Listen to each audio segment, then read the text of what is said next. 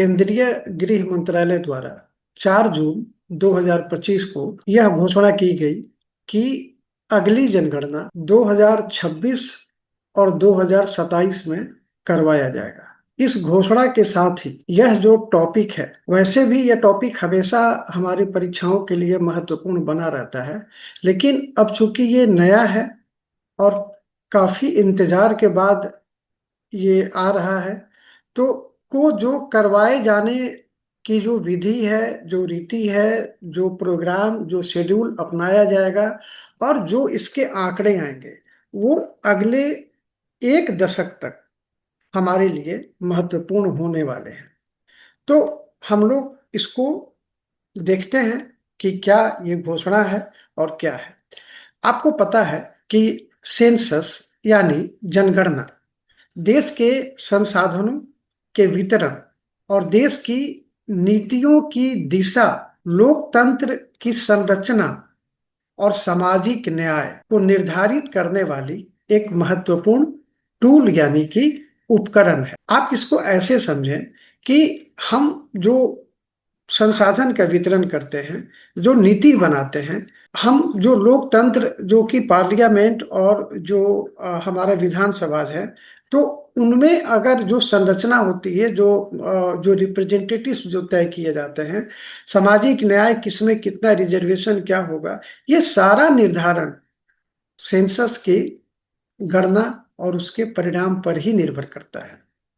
हमको पता है कि भारत में 1872 से जो उस समय लॉर्ड मेयो वहाँ ये भारत के जो वाइस राय थे, उन्होंने जनगणना शुरू कराई थी और तब से अब तक ये प्रत्येक 10 वर्षों पर लगातार जनगणना का काम होते रहा है। स्वतंत्रता प्राप्ति के पूर्व 8 जनगणना 1972 से, ये 1872 से, और 7 जनगणना स्वतंत्रता प्राप्ति के बाद से। अभी तक 15 जनगणना जो है हो चुके हैं। अब ये जो जनगणना जो होने वाली है, वो होने वाली है 16वीं। और ये एक नाम अभी भारत सरकार द्वारा जो जारी किया गया है, उसमें एक दिया गया है जनगणना 27, यानी कि सेंसस 27, यानी कि सेंसस 2007। ठीक है। अब अभी तक 15 हो चुका है, तो 16वीं होगा।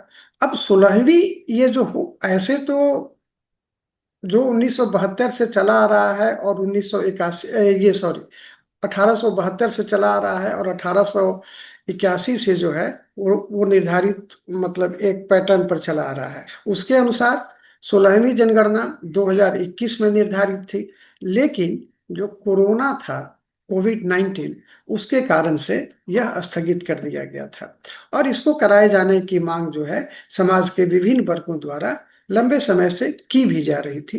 तो ये एक मांग जो है 4 जून को पूरा किया गया और इसमें 16वीं जनगणना कराने की का निर्णय लिया गया। आपको ये भी पता है कि 30 अप्रैल को, अभी हाल ही में 30 अप्रैल को 2025 को एक महत्वपूर्ण और घोषणा की गई थी जातीय गणना कराने का। आप इसको चूंकि केंद्र सरकार द्वारा कराया जा रहा है, तो जातीय गणना या जातीय सर्वेक्षण के जगह पर जातीय जनगणना भी कहा जा सकता है। तो ये जो है इसमें दोनों को मिलाकर अगर देखना चाहिए और देखेंगे तो अच्छी बात होगी। अब ये जो जनगणना का काम होता है, ये सारे देखिए, ये सारे आपसे प्रश्न इस पर पूछे जाएंगे और जनगणना पर बहुत लंबा सेट ऑफ क्वेश्चंस होने जा रहा है। तो आपको हर चीज पर समय समय पर अपने दिमाग में ये चीज बैठाना होगा। अब जनगणना कार्य जो है, उसका संचालन कौन करता है, किस मंत्रालय के अधीन होता है, तो ऐसे आप कॉमन सेंस के आधार पर ये बात नहीं लगा सकते हैं कि किस मंत्रालय के द्वारा किया जाता है। यह केंद्रीय गृह मंत्रालय के अंतर्गत किया जाता है और केंद्रीय गृह मंत्रालय के अंतर्गत registrar general and census commissioner, जनगणना आयुक्त ऑफ इंडिया, के द्वारा ये किया जाता है। इसको एकदम याद कर लीजिएगा। एक और बात, जो केंद्रीय गृह मंत्रालय द्वारा जो ये जनगणना का काम कराया जाता है, उसके लिए एक एक्ट बना हुआ है और एक नियमावली बनी हुई है। एक्ट का नाम है the census act of India 1948, याद रखिएगा ये। अब यहां पर देख लीजिए, संविधान लागू हुआ था 26 जनवरी 1950 से, ठीक है, और ये 1948 में ही बना है। तो संविधान लागू होने के पहले ये लागू हुआ था। और सेंसस रूल्स जो है, हर एक्ट को क्रियान्वित करने के लिए एक नियमावली बनती है। तो सेंसस रूल जो है ये 1990, इन दोनों के प्रावधानों के अनुसार सेंसस का काम किया जाता है। ये भी बहुत इंपॉर्टेंट है, आप याद कर लीजिएगा, ठीक है। वैसे ये जो 4 जून को जो घोषणा की गई है, वो औपचारिक घोषणा नहीं है। मतलब कि औपचारिक घोषणा वह होती है जो कि भारत सरकार द्वारा भारत के राजपत्र में, गैजेट ऑफ इंडिया में नोटिफिकेशन के माध्यम से जारी की जाती है। ये 16 जून को किए जाने की संभावना है। तो 16 जून को ये होगा और उसमें सारी बातें लिखी रहेंगी। अब ये जो जनगणना होने वाला है, एक तो इसमें जातीय जनगणना जो हम बोले 30 अप्रैल 2025 को जो घोषणा किया गया था, वो भी इसके साथ साथ होने का उम्मीद है। और इसमें इसको जो है 2 चरण में पूरा किया जाएगा। पहले चरण में ये किया जाएगा कि जो पहाड़ी राज्य हैं, उनमें जो बर्फीले क्षेत्र हैं, तो उत्तराखंड, हिमाचल प्रदेश, कश्मीर, लद्दाख, ये सब में जो ऊंचे बर्फीले इलाके होंगे, उनमें 26 अक्टूबर 2026 तक ही जनगणना का काम पूरा कर लिया जाएगा। और इसकी जो संदर्भ तिथि होगी वो 1 अक्टूबर 2026 को 12 बजे रात जो शुरू होता है, 12 बजे एएम जिसको बोलते हैं। ऐसे तो मतलब 12 बजे रात होती है, लेकिन इस टेक्निक के अनुसार सुबह बोलना चाहिए। तो 12 एएम 1 अक्टूबर 2026 को इसका रेफरेंस डेट होगा। ये आप याद कर लीजिएगा, ये रेफरेंस डेट होगा किसके लिए? इन सारे जी इन सारे राज्यों के लिए और इन सभी क्षेत्रों के लिए। और दूसरे चरण में ये जो सेंसस है, वो इसकी शुरुआत फरवरी से की जाएगी, फरवरी 2027 से, और 28 फरवरी तक इसको समाप्त कर लिया जाएगा। और इसका जो संदर्भ डेट होगा, जो इसका जो रेफरेंस डेट होगा, वो होगा 12 एएम ऑफ 1 मार्च 2027। याद रख लीजिएगा इसको, ठीक है।